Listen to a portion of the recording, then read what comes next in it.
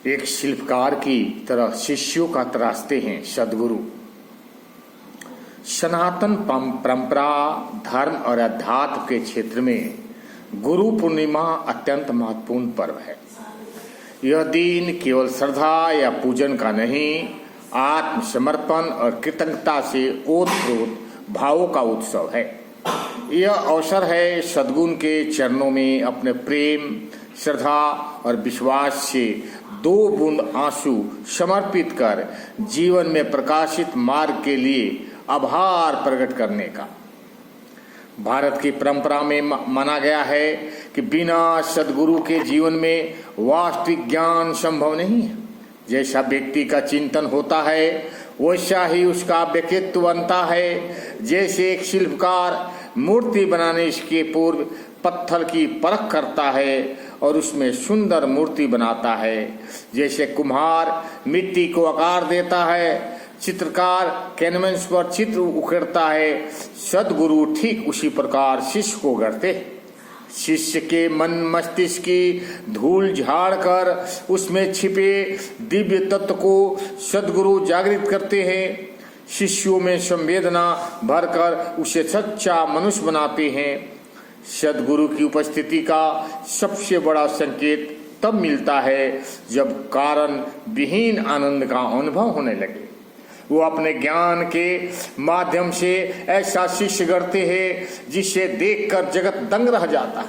जैसे रामकृष्ण परमहंस ने स्पर्श मात्र से विवेकानंद को ईश्वर का साक्षात्कार प्राप्त हुआ।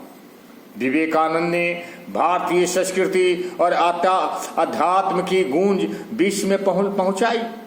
उन्होंने जीवन का संदेश दिया, आनंद बाहर नहीं भीतर है, संग्राम में नहीं त्याग में है।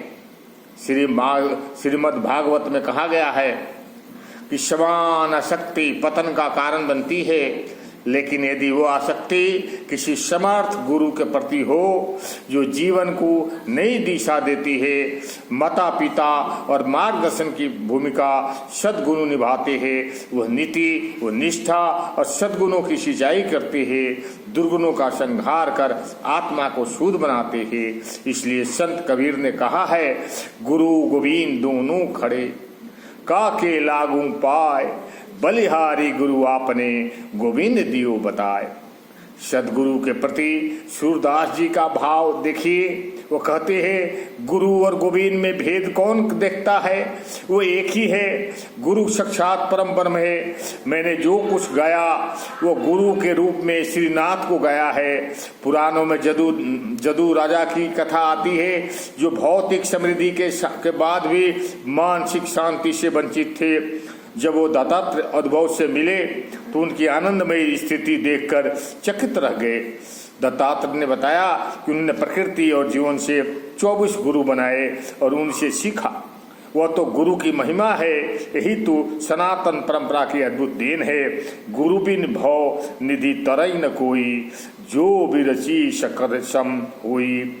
गुरु पूर्णिमा का वह दिन है जब हम अपने जीवन के उस प्रकाश स्तंभ को नमन करते हैं जिसके बिना आध्यात्मिक यात्रा अधूरी है।